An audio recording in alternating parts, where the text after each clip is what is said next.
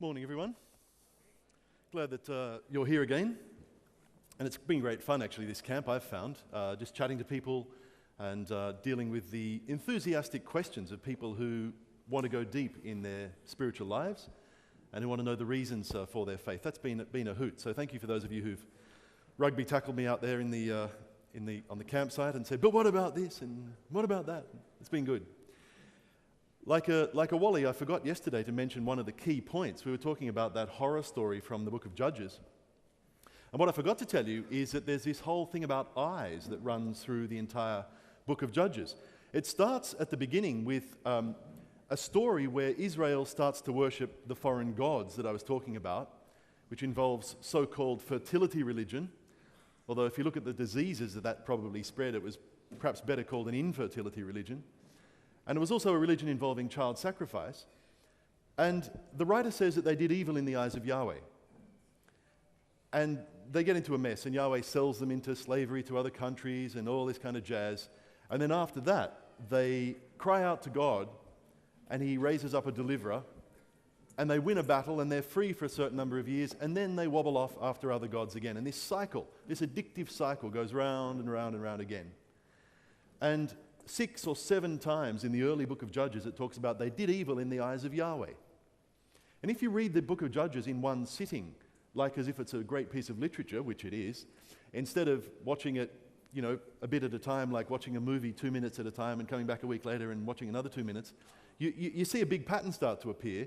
And we've got evil in the eyes of Yahweh, evil in the eyes of Yahweh, round and round this cycle. Then we get to the middle of the book, and we've got the Samson story. And Samson waddles down to Philistine country and he says, get me that woman, Dad, because she looks really good in my eyes. And his dad goes, no, wrong religion. And he goes, get her for me, she looks good in my eyes. And eyes become Samson's downfall, so much so that when he's finally caught and put in a Philistine prison at his personal low point, which is a bit like Israel's low point, it's his eyes that they put out. And he loses his eyes. And after that, the book of Judges just goes to hell in a handbasket. It really does. You see the people walking away from God and their history just plummets to the point where it happens the horrible story that we read yesterday. But at the end of that story it says everyone did what was right in their own eyes. And I think the contrast is even stronger. It used to be that the law of God had a revered place in our society. It shaped, I guess, a lot of the legal systems of most of the countries that we come from, looking around. But today, there's no authority really in most people's minds, and it's whatever you think. It's whatever seems right in your own eyes. It almost like is a postmodern kind of condition that you just do whatever seems right to you. I think the book of Judges would tell us that that's a crazy thing. We might not like what the eyes of Yahweh demand of us and tell us, but they are, in fact, the truth from an all-knowing being who is all good.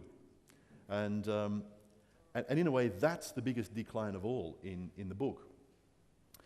I want to tackle a few arguments today. On our first day, some of you suggested reasons for and against belief in God, and I'd like to tick off a bit of a list of those. But I remember a few years back, and I've probably chatted with a few of you individually about this, I had the hideous experience of backing my car over my baby son. I woke up with just, this morning thinking about it actually, and I'd backed the car out of the garage, and I'd felt this sickening crunch in the wheels, and I'd gone running around to the back of the car, and I saw the little guy there dying in his own blood. And I remember thinking at the time, oh, that's it. The sun won't get up tomorrow, the stars won't shine anymore, it's over. So sad. And then I woke up. Whew! And it had only been a dream. And I looked over at his mother, who was sleeping beside me peacefully, and it was 3:19 glowing on the digital clock. And I remember thinking, oh, it didn't happen. Reality is looking pretty good right now. And man, I don't know if that dream was just a silly parental fear or what it was, but anyway, God, please, for the umpteenth time, bless my family and protect them. And I went back to bed, back to sleep. And it was a Friday night.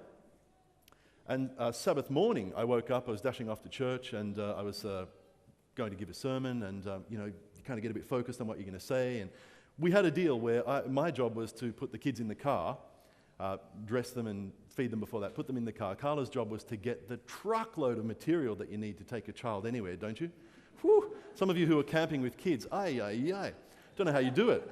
But anyway, she would run around and, prepare for D-Day and get this massive, big, logistics support network. And I'd grab the people, put them in the car, back the car out, and off we'd go together. It kind of worked. And so I locked little Marcus, 16 months old, into the dining room. And I'd completely forgotten about my dream. And his sister was with his mum, so I just locked him there, and I jumped into the car. In 30 seconds, I was sitting in the car. It was in reverse, the handbrake was off, and my foot was on the brake, ready to switch onto the accelerator, and we're out of there. The roller door was coming up, and I was in a hurry. I'd woken up a little bit late. You never have enough time to prep a sermon, I always find. And anyway, so we pulled out. I was about to pull out, actually. I was about to put my foot on the accelerator, and I remembered my dream. I had this bizarre deja vu thing, like, whoa, this is where I was sitting when I felt that crunch and heard that scream, and hey, and it all came back to me. And I thought, oh, you nut. you overly sooky father, like, come on, you've prayed to God about this stuff, just get on with your day, hurry up. Your rational side says, go for it. But then something else kind of said, well, what's another 30 seconds late going to hurt? Get out and have a look. And so I thought, oh, I'm sitting here arguing with myself in the car, it's got to be the first sign of madness. It's like hairs on your palms or something. And so I pulled the brake on, put it into park, ran round to the back of the car, and sure enough, there he was, behind the offside wheel of the car. And I'm just going, how could this be? And I went round to the car, and I was just like gut punched. And I was kind of reeling, and I picked him up, and he was playing with a little red car there, all happy, and he held the car up to me, and he said, Dada, car. I was like, picked him up and gave him a hug, although he didn't need a hug. I was the one. And I kind of packed him into the car seat thinking, how on earth did that happen? I'll tell you how it happened. It happened because he's a much more little agile monkey than I knew. He'd undone the door of the dining room, run across the lounge room, probably with support, bouncing from things, because he wasn't that crash a walker yet, and opened another door into the foyer area, then opened the front door, which was snibbed but not totally deadlocked, and then opened the front fly screen door, which is all above his head, and then walked across a flagstone front porch, which is kind of shaky for a young kid. They haven't quite always mastered the muscle control, and then ducked in under the controller door just as it was coming up, all without me seeing him. And I'd been checking the mirrors and turning my head and doing all the visibility thing that you do in a car, and hadn't spotted him. And he'd snuck in under the wheels. Now, I phoned up his namesake, my atheist buddy. It's the first person I called, and I said, guess what? I nearly ran over your little namesake. And he went, what? And I said, yeah. Well, why didn't you? I said, well, because I had a dream the night before. He's like, whoa. I said, seriously, man, I'm just being honest with you. How do you explain that? How do I explain that? Help me think this through. It could be my subconscious mind. It could be that something in my brain had worked out that was extremely dangerous, young children and backing cars and all that. And on that particular night, my subconscious mind fired, and come on, what are the odds? I didn't know he could move that fast. His mother was shocked at the speed with which he'd covered that small distance. Precisely. How many times had I done that very same thing? And he'd never been there. He just plays inside. But today he got all adventurous. What are the probabilities of that? It's a possibility, but I just think the chances are so ridiculously low. And to his credit, my atheist mate went, I guess we've got to chalk that one down as a miracle. I'm like, you said that? And so to this day, I can't think of a rational explanation for that, except that quite simply, God loves my kid. And God loves me. Because I think the sun wouldn't get up the next morning. I think it would be extremely tough to go through the day having lost somebody that you love that much. And so I believe in an interventionist God. I believe that sometimes God suspends and overrides his own automatic laws of nature and jumps into our reality. I think he sometimes does that. I'm actually fairly conservative on that point. I'm not the, God talks to me in my tea leaves kind of Christian. I'm not the, God does a miracle every 2 minutes for me. I don't claim that. I'm an economy of miracles kind of guy. I look for the rational first, but I also defend God's ability at times to surprise us by jumping in and doing those kinds of things. If you want to get analytical about that story, that's called the personal experience argument for God's existence. It's a very powerful one for a lot of people. But let's be honest, it's got a few weaknesses. Number one, I might be a nut. Number two, I might be a clever liar. You might be sitting going, oh yeah, that's a good preacher story. Yeah, I wonder how much you make out of that every year. The answer is nothing. But it's, you know, it kind of depends on, I guess, on whether your gut reading of me is as an honest person. And that's the case if you're telling a testimony to somebody, God did this for me. If they're going, oh yeah, sure, I bet you believe in the Easter Bunny as well. You kind of sunk. And also, I guess it also has the counter-argument where someone can go, well, that's interesting, but I grew up Christian, but it's when I got into Buddhist meditation, that's when I really found peace and calm. So it's subjective and unarguable in a way, but it's also tough to argue with the person who says that. Not that I particularly want to, but it's also tough to respond to the person who goes, well then, why didn't God act for me? It wasn't long after that we walked across the foyer of a hospital with our new bub in our arms and ran smack bang into long-term friends from church who'd been praying for a baby for about 12 years and who had just, had a pregnancy for about 3 months and then lost the baby that day.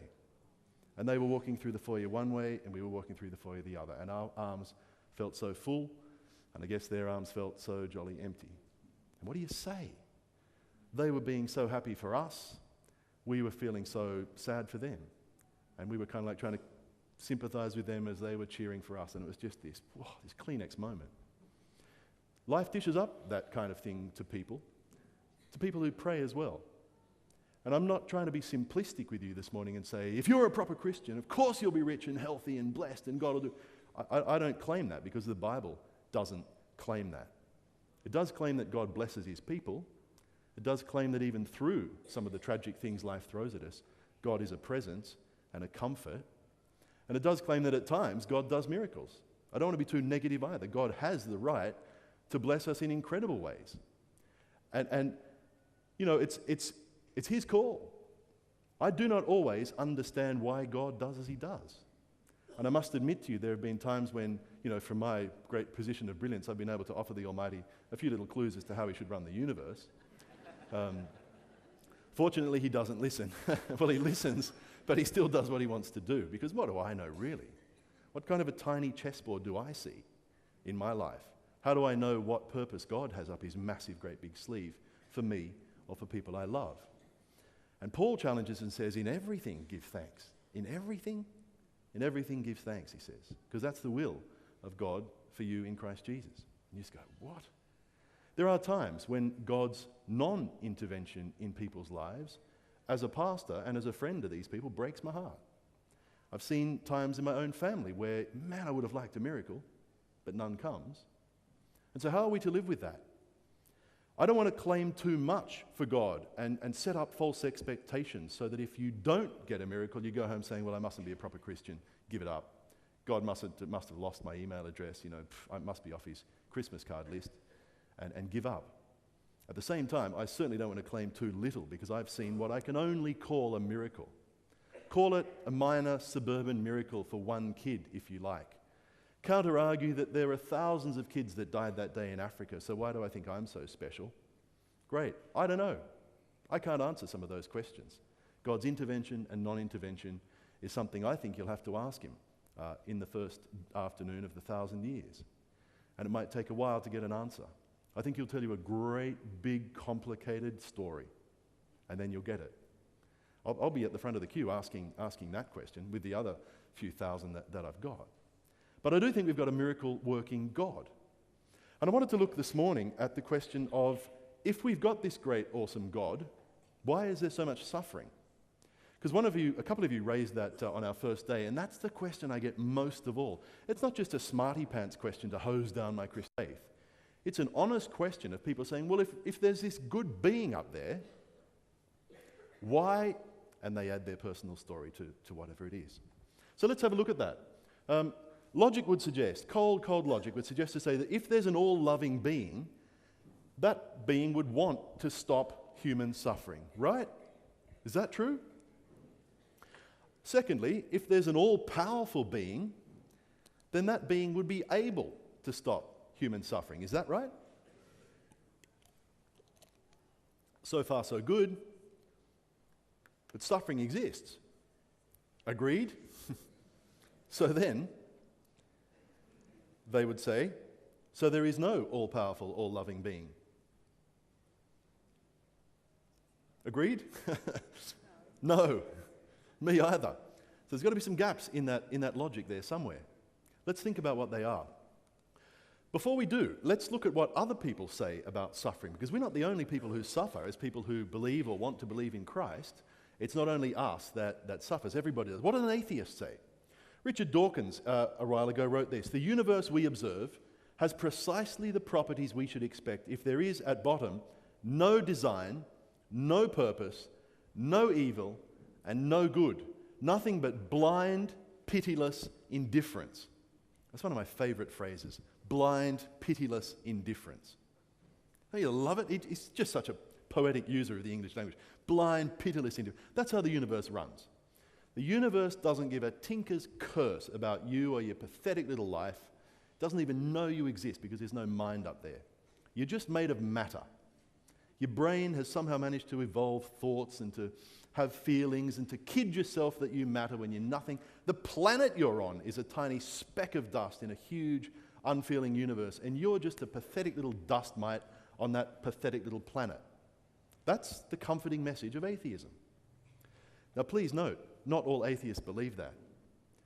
The atheists I know believe they do matter, and they believe that other people matter. And in that, I agree with them, but they are disagreeing with their own atheism. Here's the high priest of atheism saying blind, pitiless indifference is at the basis of the universe.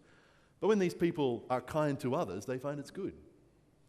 And that it somehow feels right. And so they do it. And so atheists do awesome acts of charity and rebel against their own philosophy. Thank God for that. You've got Howard Bloom, who's an American philosopher of science.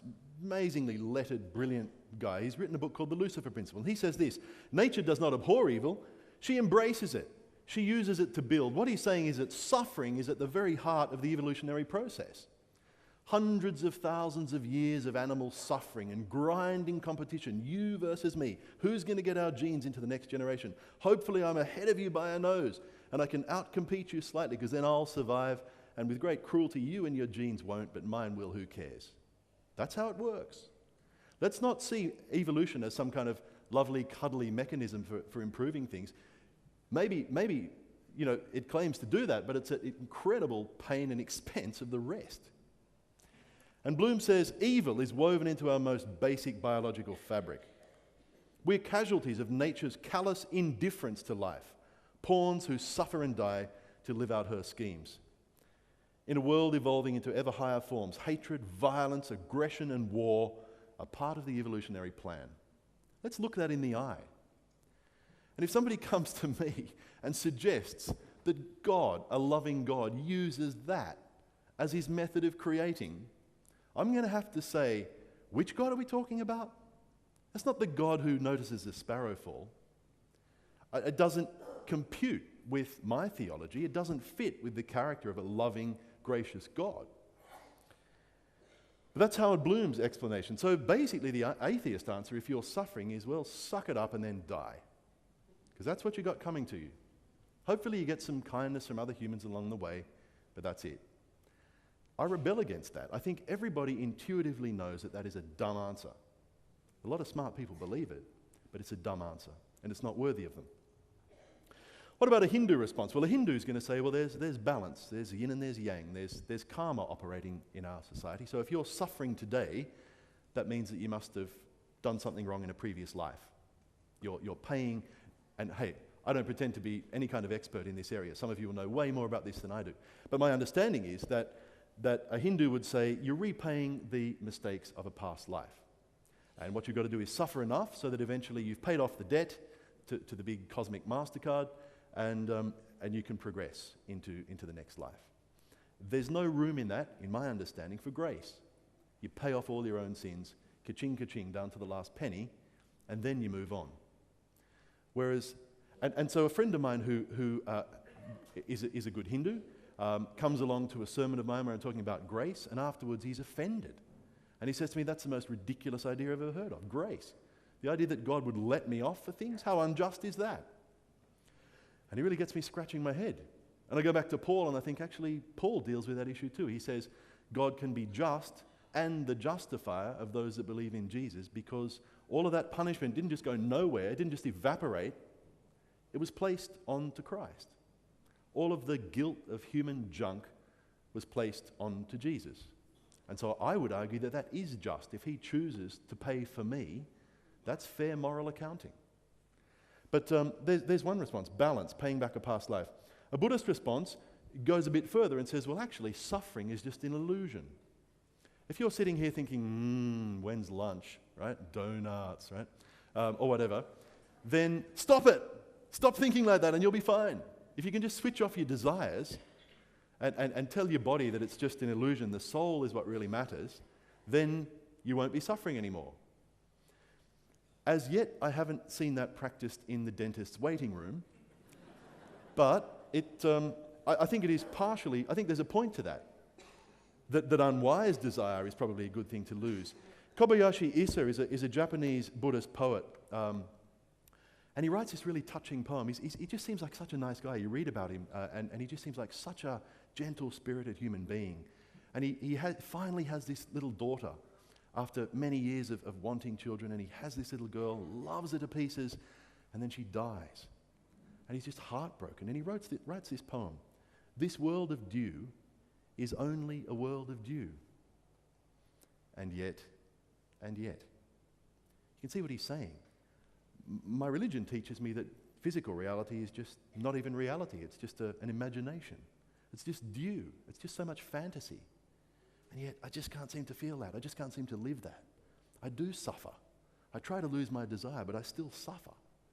What this good and astute man is saying is that my religion doesn't quite do it for me. Doesn't quite resonate with what I feel and what I experience. And yet. And I can't say it much more eloquently than he has done there. Buddhism, by the way, is what we'd call an idealist philosophy. In an idealist philosophy, you nothing physical is real. What you really are is a brain imagining all this stuff. Think The Matrix. If anyone's seen The Matrix, there are huge aspects of Buddhism in that. Realism, though, says, yes, this is real, I can feel it.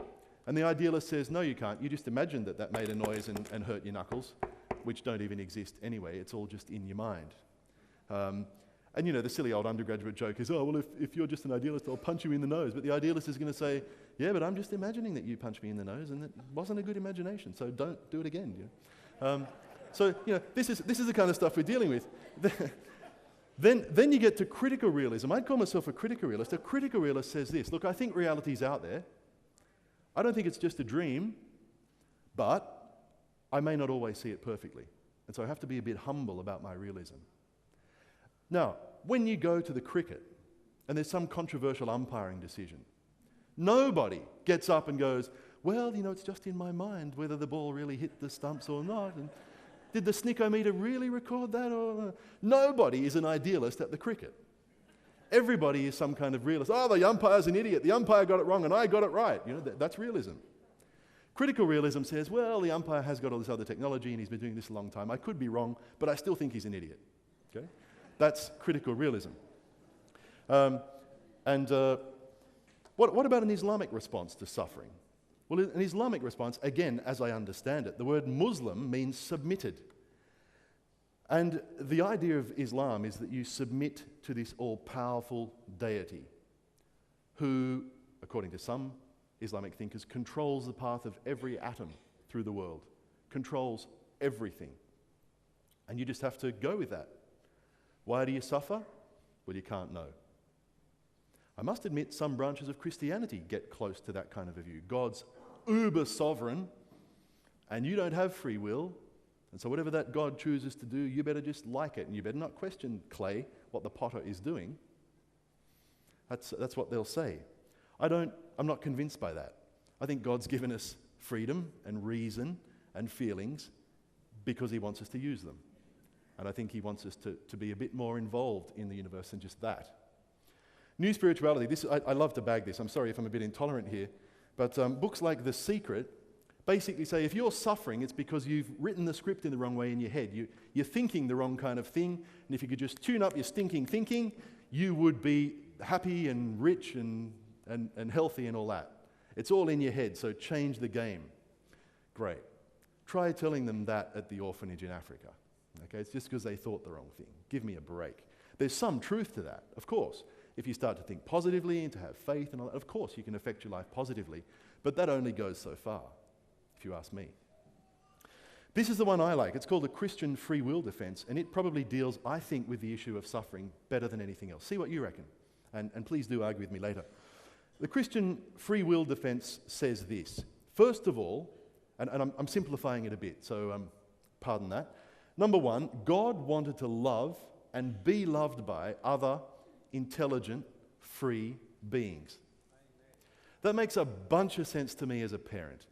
Because for me, one of the most fun things about having little people running around the house, free, independent-minded, who are obedient to me, largely, but who are, I don't want to crush them with that. I want them to be free and able to be themselves. And that's just awesome. I love it. I love the questions they kick up. We're driving home from church the other day, and I look up and there's a goober on our windscreen, and our little 5-year-old in the back, he goes, "Dad, why did Jesus make that buffhead bird that just pooped on our car?" I'm going, great question. And this is the kind of things they ask. You know, like kids come out with this amazing stuff, and you go, "Where did you get that?" "Oh, I know. You're a free, independent-minded little human being made in God's image. That's where you got that from." It's just the adventure of dealing with little characters. I think in that way we begin to understand the heart of God. He wants to love and be loved by other intelligent, free beings. When my little girl comes up and chooses my tie for me when I'm going somewhere to speak, she's like, "Oh, who are you talking to today, Dad?" "Oh, you better take this tie then, that'll be the one." And I'm going out the door and she gives me a kiss and says, "Love you, Dad, go well," and all this. I'm like, yeah, that rocks. That's as good as it gets. She doesn't have to do that. She got a good example from her mum, but nobody told her she had to do that. She does it out of love and out of freedom, and there is nothing like that. I don't know of any other thing that awesome. And that's what God wants, I believe, from each one of us. In our dim human way, I think we can understand Him at that level. Secondly, forced love is not love. So God made humans free and with dignity. Number 3, freedom brings a risk that humans could ignore God and their own best interests. There's a way in which I can be dumb and self-destructive and stubborn. It's part of the current human condition. And God giving that freedom came at a risk. Freedom means real choices have real consequences. One of the things I love to do when I hang out with my teenage cousins and what have you is to muck around on video games and get me on Need for Speed, where you're meant to be in this racing game, racing all the other cars. I just want to subvert the system. I just want to spin the car around the wrong way, go around the lap the wrong way, and when I see all the other cars coming, just drive at them and see what happens, mess with the software a bit. And you do that, and all the other cars just go past you, and you go spin and hit the Armco and stop. And half a second later, the machine kind of blinks, and then you're back on the track, you put your foot down, and off you go again. Nothing happens. There's no consequences to that kind of behavior. It's just a virtual crash, and nobody gets killed. Unfortunately, or fortunately, life is not like that. Here, if I do that, there will be real, permanent consequences for that kind of behavior. Maybe that's why I love it online, because there's no consequences to that. But in the real world, my choices actually affect me and others into the future. And that's part of freedom. That's part of something that God gave us. We can actually have long-term effects on reality. Pretty heavy stuff. Number 5, evil in the world results from human choices. That's a big call, because you've got to think about nature as well. And here's where Genesis, I think, really helps us. What it's suggesting is that there was a way in which the earliest humans made decisions which put nature out of whack. And nature is not now what it used to be and what God intended it to be. We talked about a little bit about that on Friday. But what that's claiming is that nature isn't all it should be. And so if some tsunami grows up because of some seismic activity under the Indian Ocean and thousands of people die, in a sense that's traceable, I would argue, back to the first humans and their choices. So everything that fills our newspapers and our Kleenex tissues with tears down here derives from unwise, unkind human choices, ultimately, I would argue. We can debate that. That's a big call there. But moving on, the presence of evil, meanwhile, does not stop loving relationships. It's possible, even in a less than ideal world, to live out part of what God's plan is for the human race and to be loving and relational. And number 7, the big one, God is working on a plan to deal with evil. I hope this is old news to you, but let me go over it again. Number 1, God became a human being so that we know he got how we feel, and he lived a good human life, I'd say a perfect human life, even though he himself suffered. Did he ever? Narrowly escaped a baby-killing maniac king, lived as a refugee in a country which didn't have good connections historically for his people, the country where he was probably picked on for having a Jewish nose, and then came home again, worked in a pretty menial occupation in a pretty rough town, put up with a lot of rubbish about his parents not being married and a whole lot of stuff like that, put up with the most vicious attack from the best educated and most religious people in his country, and a whole lot of other things, death threats, you name it, before he was eventually nailed. I'd say that that's a life that has involved a more than average amount of suffering. And yet his constant response was love. Not weakness, but love. He wept. Didn't just cry fake tears, didn't just pretend to be human, actually stood at the graveside of a friend and cried real tears. That's a model of masculinity that I think I can relate to. Number C, God took the consequences of evil on the cross. Took the consequences of evil on himself on the cross. We see him beginning to load up with that on the night before in Gethsemane. We see it starting to come onto his shoulders, all that guilt, all that junk, all that regret. We start to see it beginning to crush him, and we see him saying to his dad, "Can you take it away?" "No, not if you want to save the human race." "Oh, can you take it away?" "No, not if you want to save him and her and them and that kid up the back and everybody here." "Oh, okay then. Well then, give me the cup." And he drinks the cup of human guilt and damnation and degradation for the entire human race and gives to us his own cup of blessing, which he deserves. Awesome. That is the most exciting idea I know of.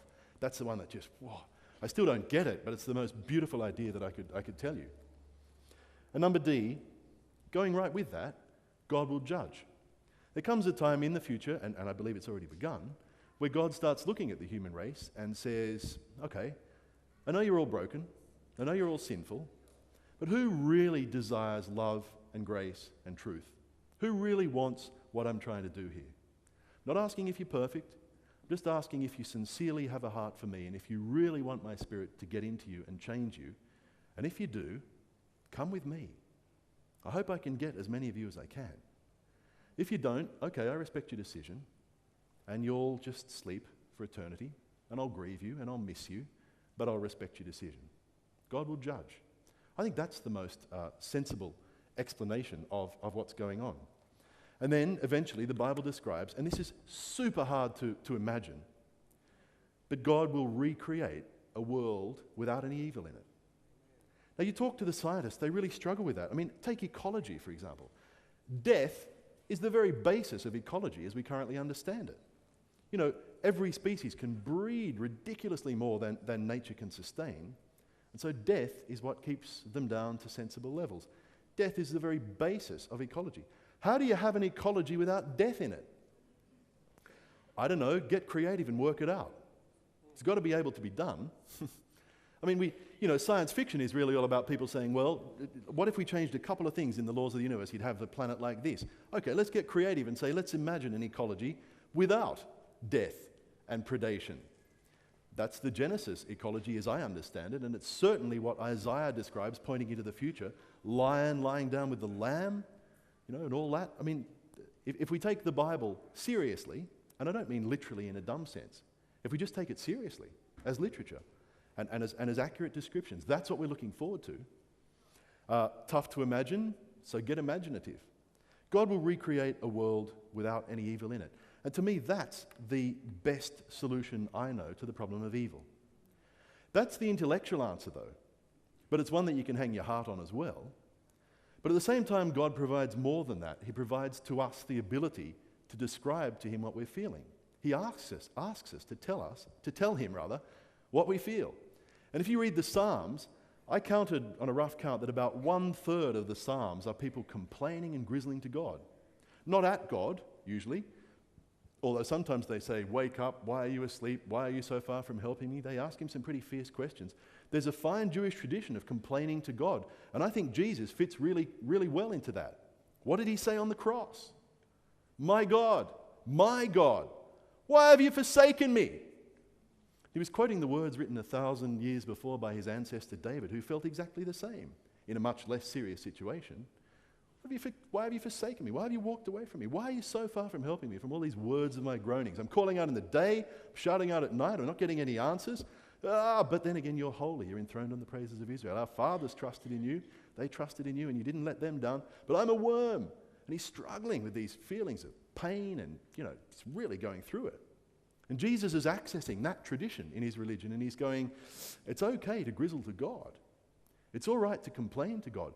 Even the saddest psalm in the Bible, read it later if you, unless you're having a bad day, or maybe if you are having a bad day, Psalm 88 has this, it's just this negative from start to finish.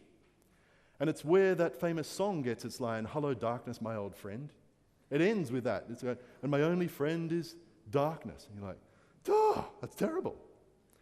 It's got one little glimmer of hope in it where it says, "You, the God who saves me." He addresses God in that way. So there's a glimmer of faith in that person, but they're calling out their lament to God. And I think that's a statement of faith. I don't think that's denying faith in God to say, "I'm really struggling." I think it's showing faith that even in my struggles, I choose to latch onto you and I choose not to let you go. I think that's awesome. And I think God, as well as providing solid intellectual answers, I think he gives us something for our hearts and just says, "Well, talk to me. Tell me how you feel. I already know, but I want to hear you say it. And I will help you in an inner sense.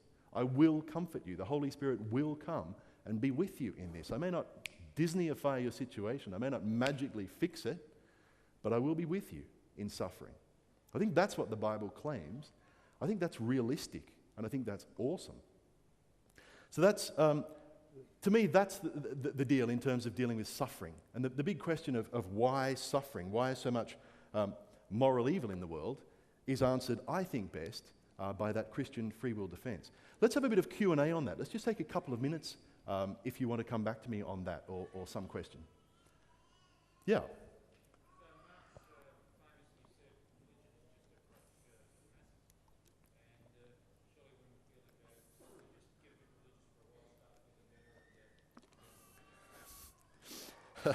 The question was, or the comment was, Marx said that religion is the opiate of the people, so if we're feeling bad, we get a bit religious for a while, and then we move on.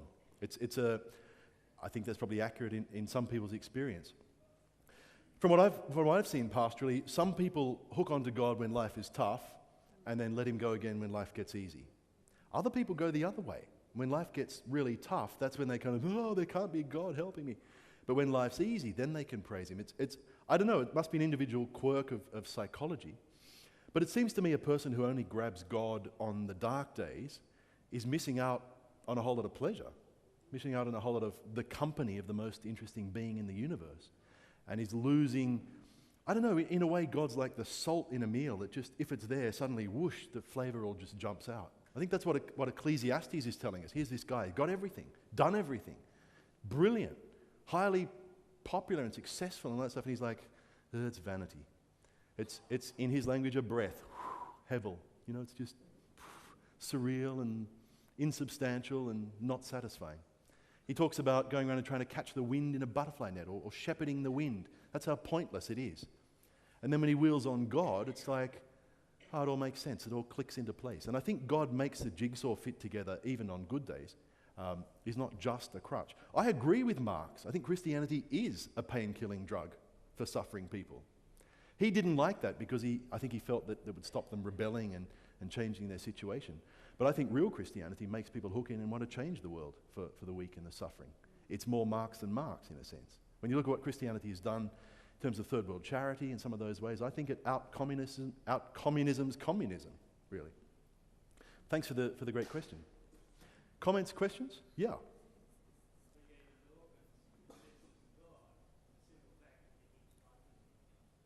Sorry, could you say that again?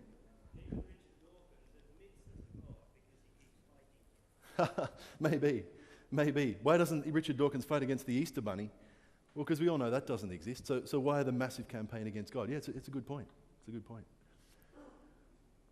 Cool. We'll just take one more and then we'll change gears. Yeah.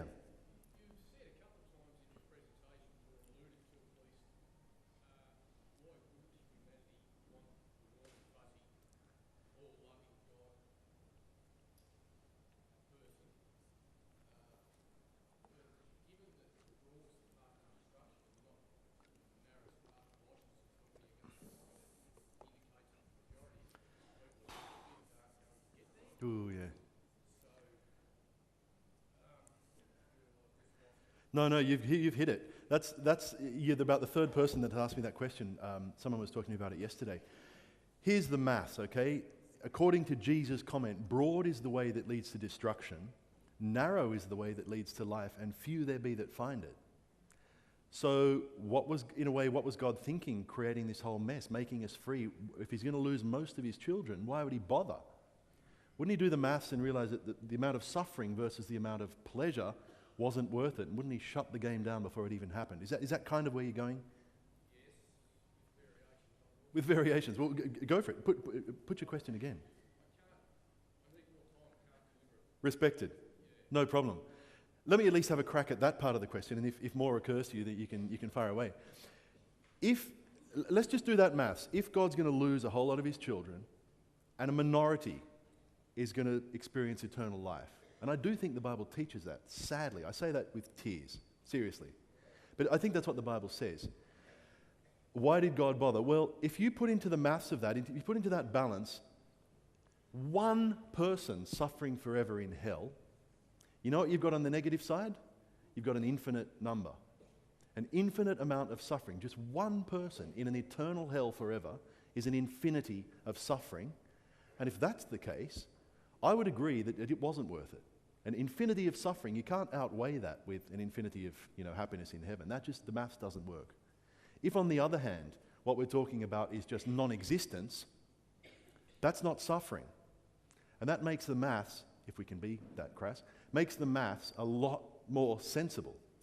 And you hear the other thing Jesus says, God makes his rain and his sun to fall on the just and on the unjust. In other words, what God is trying to do, and I love him for this, he's trying to pack the lives of even his children who don't believe in him as full of joy and fun and love as he can, because he knows he hasn't got them long. And he's trying to make it as good for them as he can, I believe. I believe he loves lost people. And he wants to make life as good for them as he can for as long as he can, just because he likes them. And on the upside, then he gets a whole lot of people. If there's one person in heaven forever, in infinite bliss with God, suddenly we've got an infinity on one side of the equation, not on the other, and it's worth it. Does that make sense? Yeah. On that point, but a question that bothers me all my life, isn't it just a continuation of the beginning? Because if God recreates, it's the same thing that he did in the beginning when he created. So the answer I always get is, because we have learned from experience. Nobody ever learns from experience. Nobody has ever learned from it. So if experience is the guarantee for not sinning again, if that is the answer, I have to say, I'm sorry, I don't believe that. And the second thing would then be, if God then does change something within my chromosomes that will not make me sin, why didn't he do it in the beginning? Great questions. Two great questions. Sounds like you want to respond to that? Oh, okay, we'll get you. I thought I got out of that one. I thought I'd handed it to you. I'll get you in a second. No, those are very, very good questions. I honour the question. Do you know, it doesn't hurt me sometimes to say I don't know. The Bible says iniquity won't arise a second time. I'm not sure quite of the mechanism for that. I'm not sure how God achieves that. I do think 1,000 years of reading the history of Earth. Oh, come on, if that sounds boring, please think of it in terms of, going to the best biographical films you've ever seen on whoever's life you want to pull out of the vault. You want to see why your grandmother was a believer? Here's her whole life, except for the boring bits, but you can even access her subconscious inner dreams if you want and see what her life was about. You You want to understand why Lucifer did what he did? Well, God's got the tapes, and you can surveil the whole thing and check it out. Man, if you're interested in psychology, history, people, anything, that's going to be a fascinating time. I think at the end of that, we might, like the snake actually got it half right, we might actually be a bit more like God, understanding good and evil. And we might actually have, not that we've benefited from the sin thing at all, I don't want to suggest that for a minute, but I do think we'll be 1,000 years smarter and 1,000 years closer to God's heart. And I think we're going to stand in that crowd of people described in Revelation, that after it's all been checked out, they go, just and true are your ways, O King of Saints. You deserve the power that you've got. And I think just that very process has got to have an effect on us. Do we learn by experience? No. But if God changes us back to original Edenic perfection, we've got the chance to choose again. We've got the chance to make that choice again. Imagine a whole human race renovated back to that state. I don't think we're going to make the same blunder a second time, a second time around. But great question. We need to move on, but let me just pick up your question, and then we'll quickly try and do yours.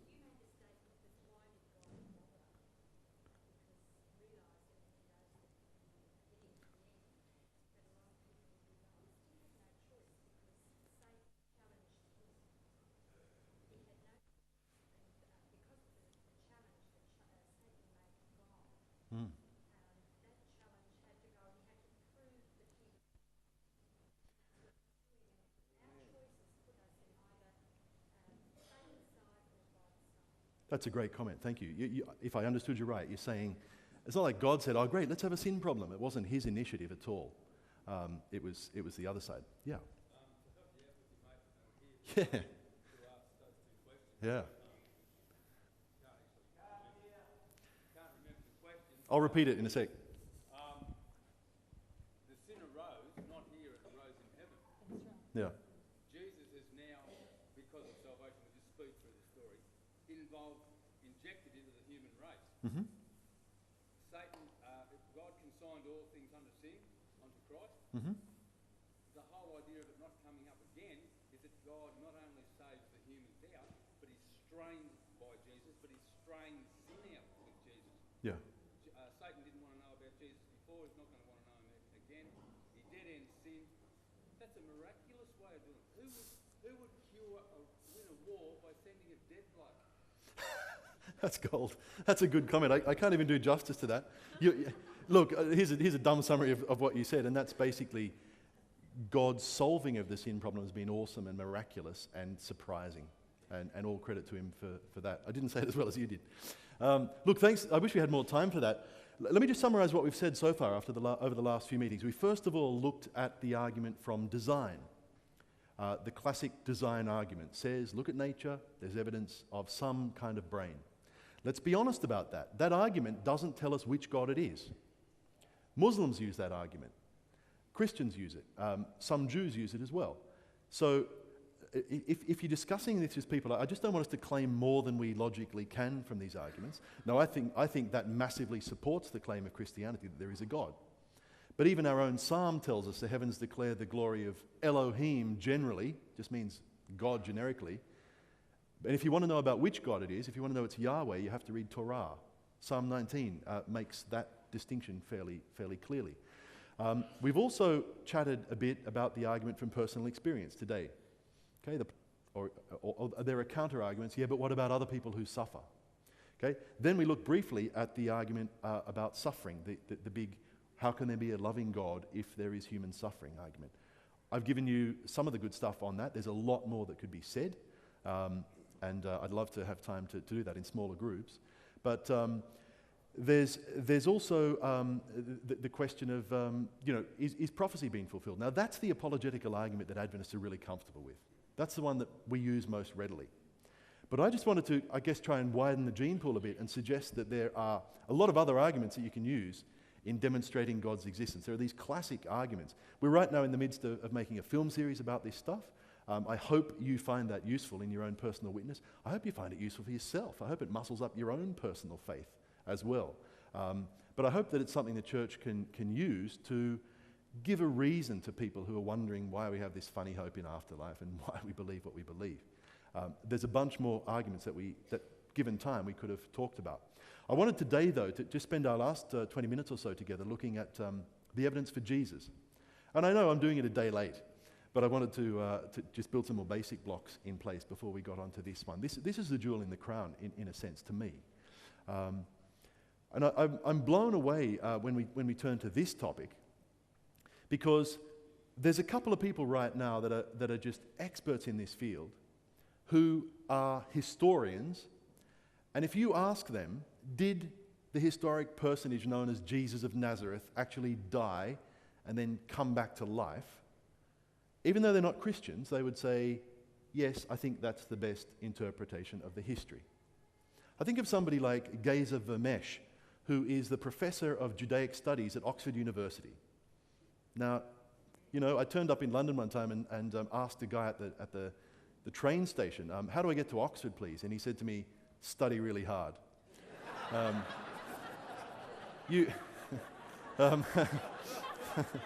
Now, you don't get to be the professor at Oxford without studying really hard, okay? He didn't just get there by train, that guy, okay?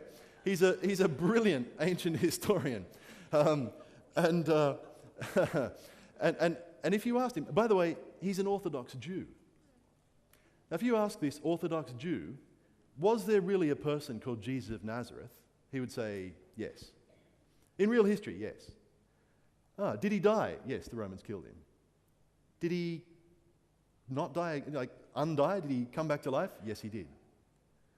And he's got this chapter in his latest book called The Resurrection, where he tells you why that doesn't affect him as an Orthodox Jew. And it's a very clever piece of arguing, with which I don't agree.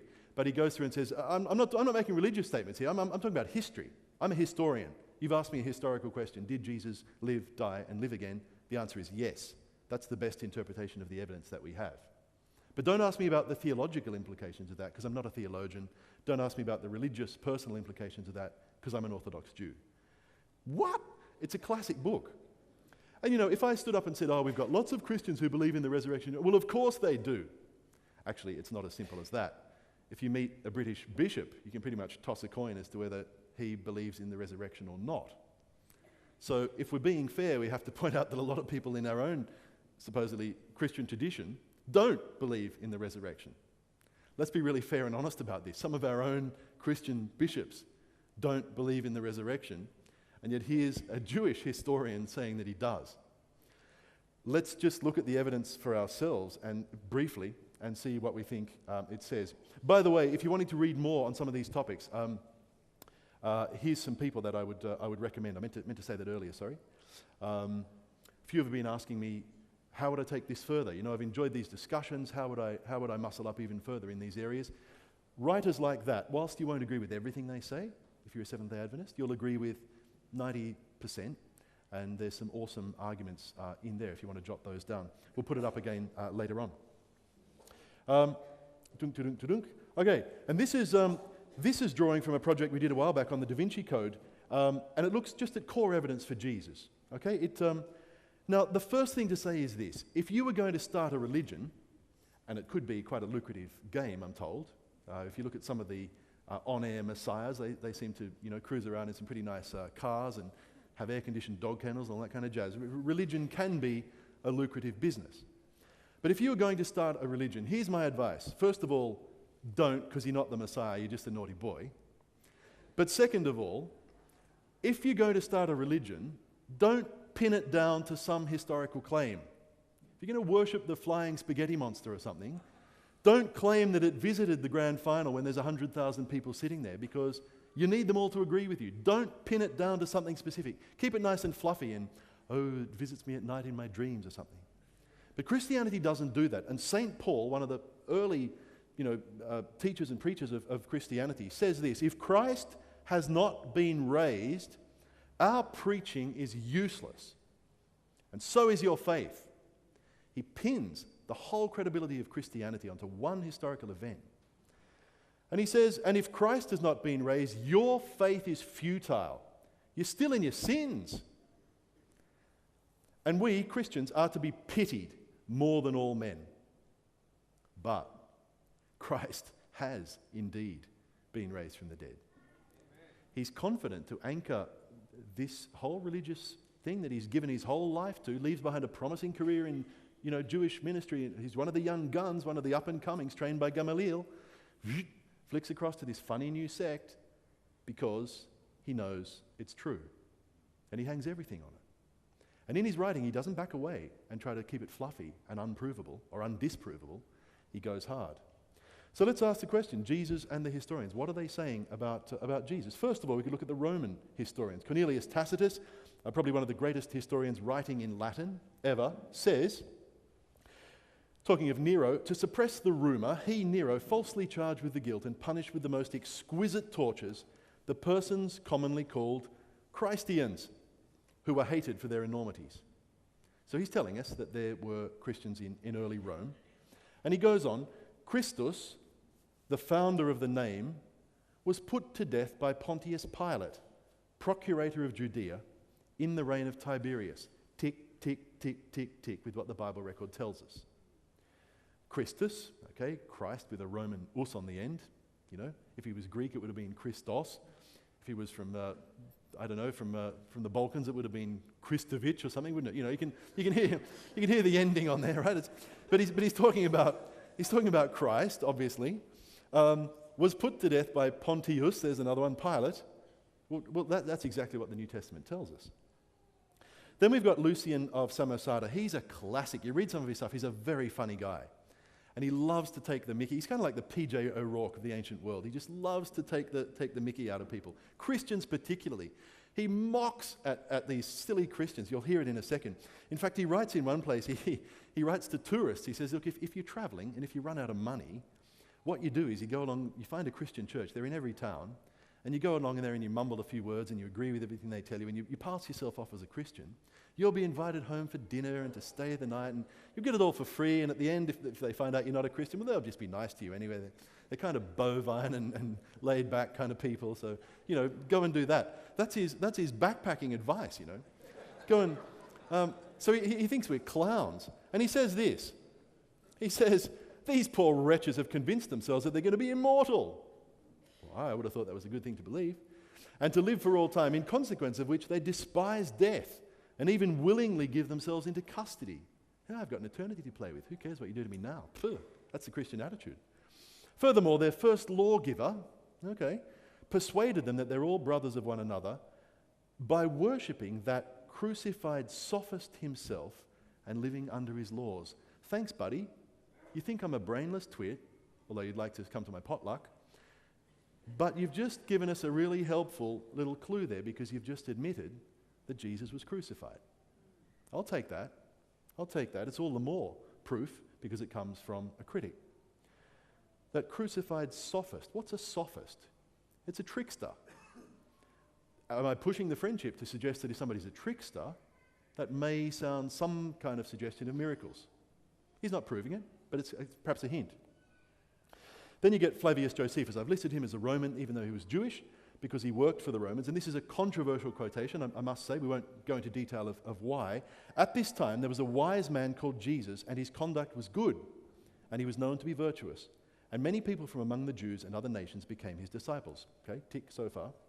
And here's the controversial bit. Pilate condemned him to be crucified and to die. And those who had become his disciples did not abandon their discipleship. They reported that he had appeared to them 3 days after his crucifixion and that he was alive.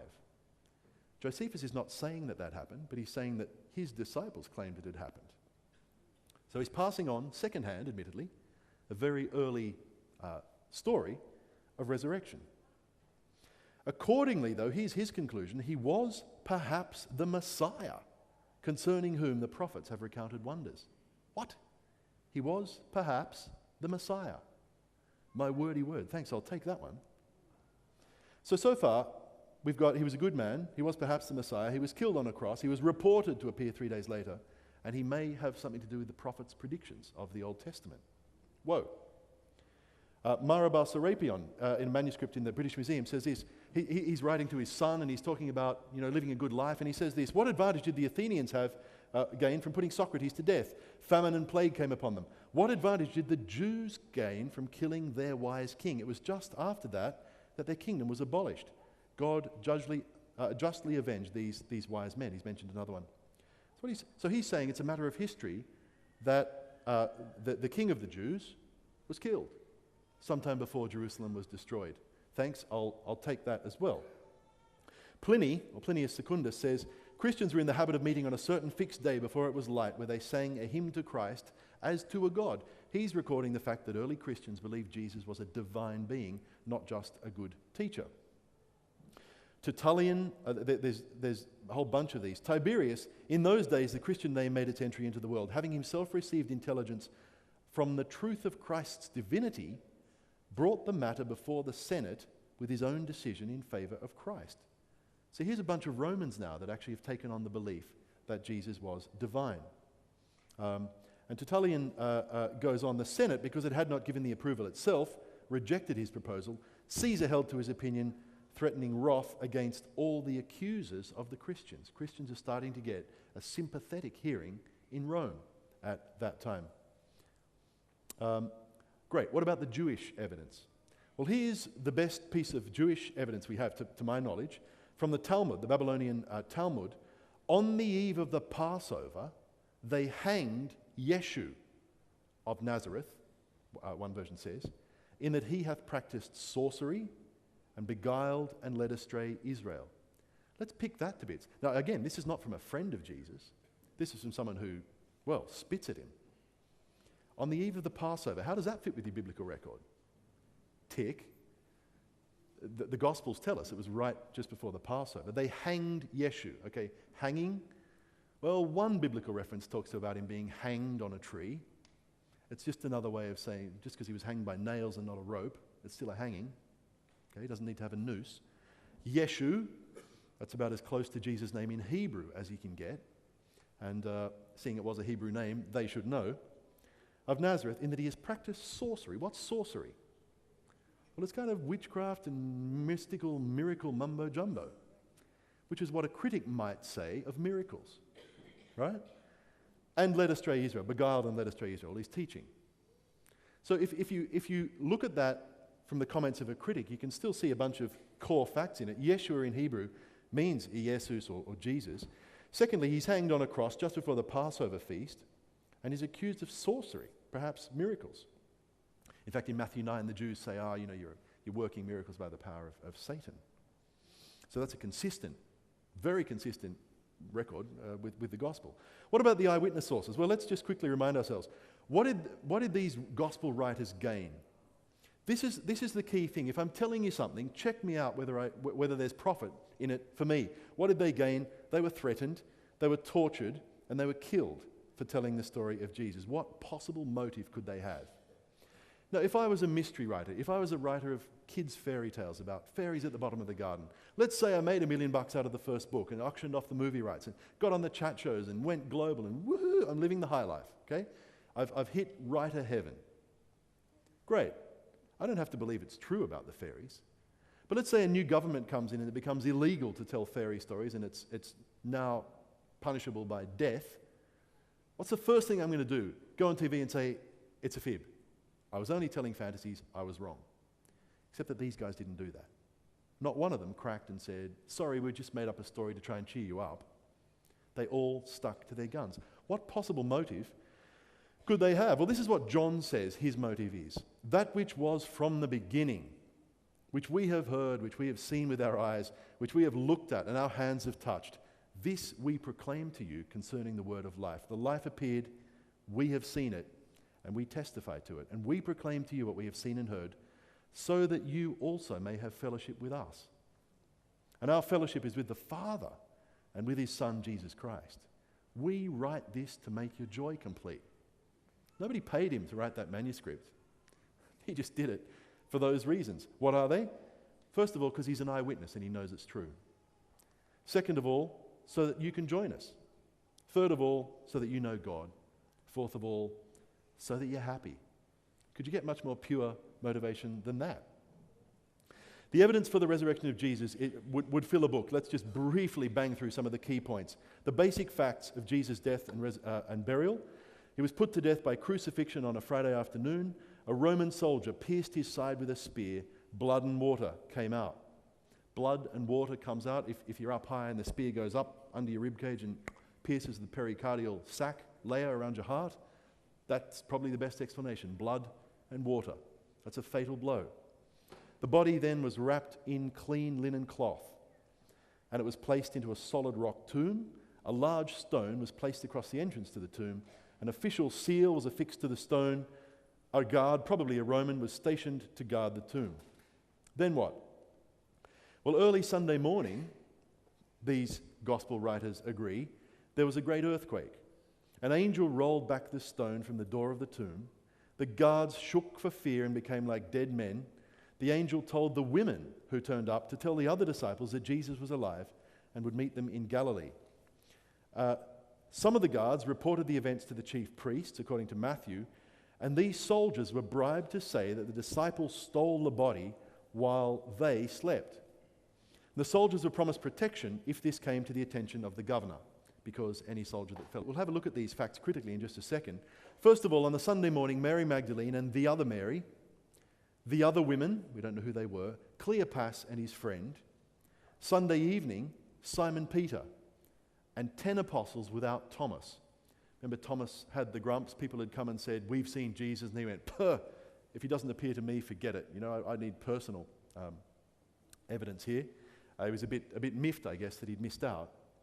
Next Sunday PM, 11 apostles with Thomas, and later on the 7 by the lake of Tiberias, for whom he made breakfast, more than 500 believers, 11 apostles at the ascension into heaven, and later on in vision, Saul, later known as Paul. The things that people who say the resurrection didn't happen, and this is what Gezer Vermesh is, or very similar arguments to this is what Vermesh is saying. If you say it didn't happen, first of all, you have to deal with some issues. These supposedly fairly, reliable witnesses say that a Roman seal, the sign of Rome's authority, was broken. That a very large stone was moved from the entrance to the tomb while a squad of Roman guards stood watch. That highly disciplined Roman guards fled their watch and were bribed by authorities to lie about what happened. The Jerusalem authorities admitted that the tomb was empty and that the grave clothes were neatly folded. We'll talk about that in just a second. Jesus subsequently then appeared to more than 500 witnesses, and you have to handle that one. Plus, women were the first witnesses of the empty tomb. But in that culture, they were legally unable to give evidence. Kind of an interesting statement that Jesus is making there by first appearing to women and say, "Go and be the first preachers of the resurrection. Go and tell the blokes." And then the blokes say, "Oh, it's just a bunch of silly women's tales and idle old wives' tales."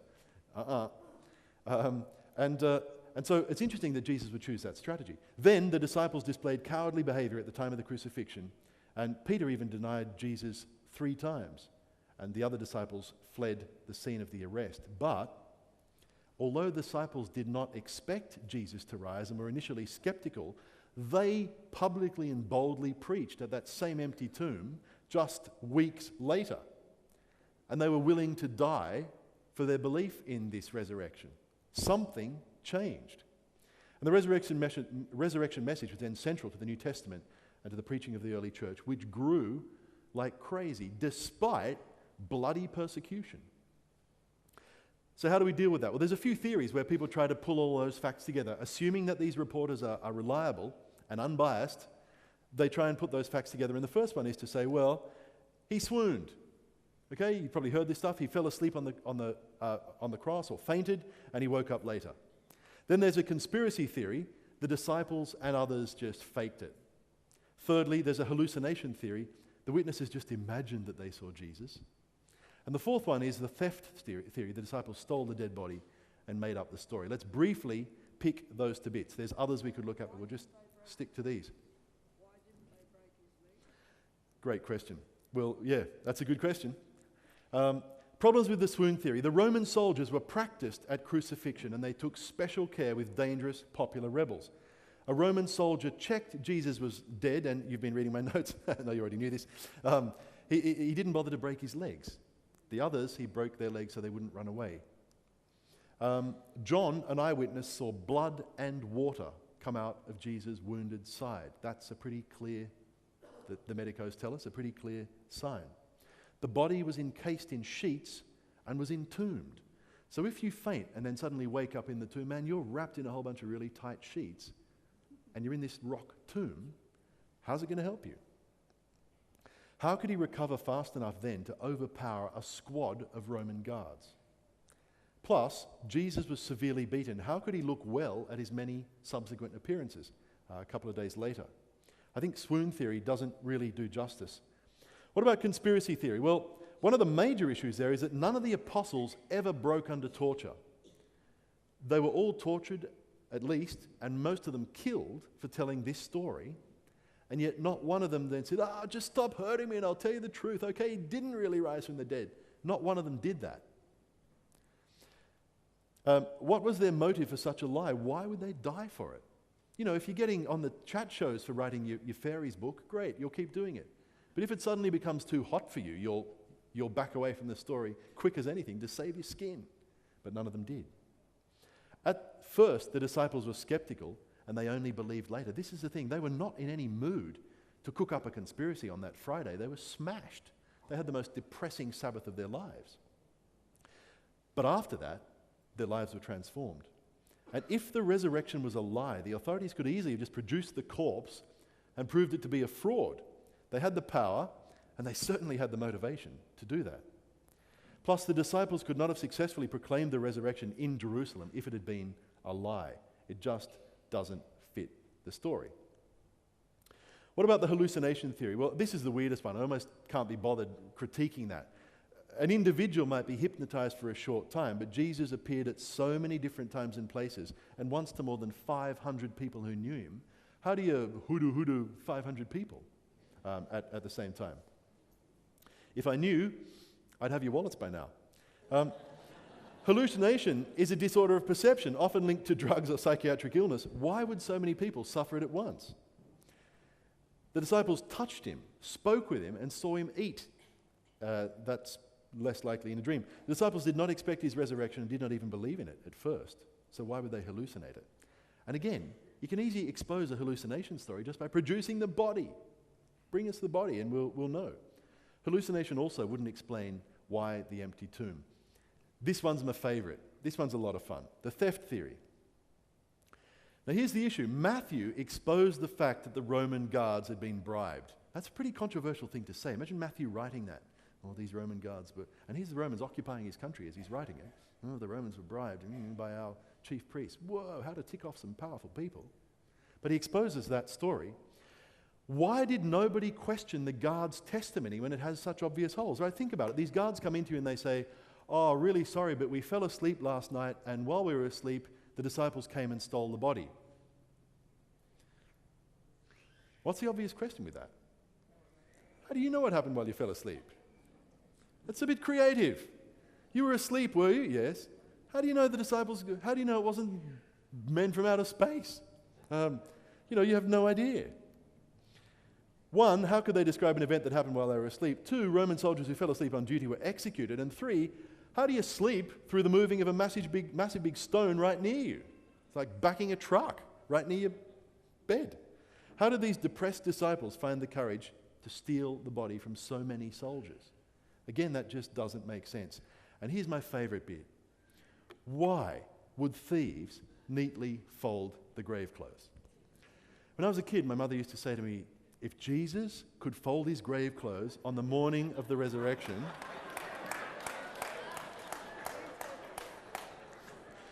you know what's coming. I don't even need to finish that one. Make your bed! Okay, Mum. That's perhaps one of the points, but I can argue with her exegesis, because I think what's really going on that text is this.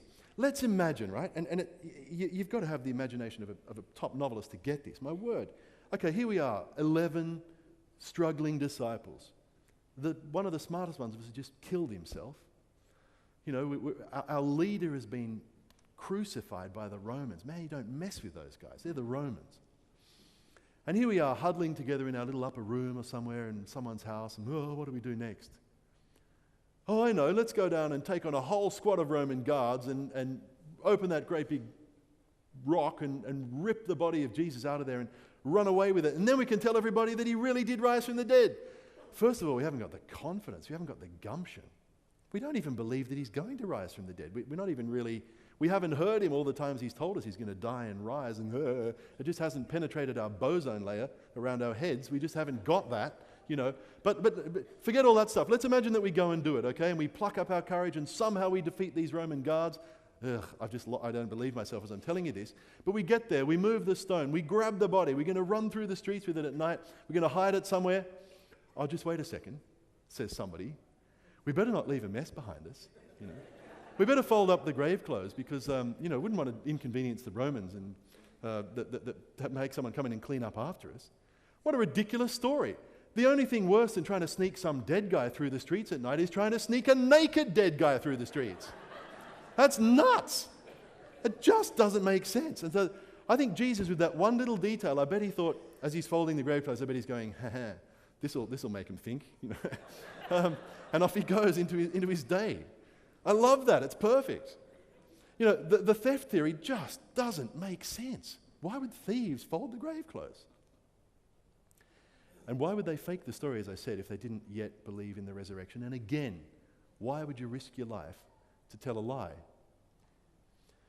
I could quote a bunch of people here, but here's Anderson, a law professor, who says this: a number of different theories, each of which might conceivably be applicable to part of the evidence, but which do not themselves cohere into an intelligible pattern, can provide no alternative to the one interpretation which fits the whole. Here's the logic. A bunch of people were willing to die to tell us this stuff. They were not idiots. Therefore, it's very likely true. When you take what they said and you look at it and you try to come up with other theories and naturalistic explanations, they all fall on their head. And so we're left just with one that makes sense of it. Namely, that it's the truth of God, that it's historically bulletproof, and that it's worth putting your faith in. Not just a fluffy sense of believing in the myth of the Easter Bunny, but in a logical and historical faith that is based on a real event of the real Son of God, who really came to earth and who really died for me, really, and who really came back to life. And if we continue this story, who right now is sitting on the right hand of the Father, cheering us on, putting our case, praying for our forgiveness, sanctifying us through his Spirit, and calling us to himself. That's the best story I know. Let's pray.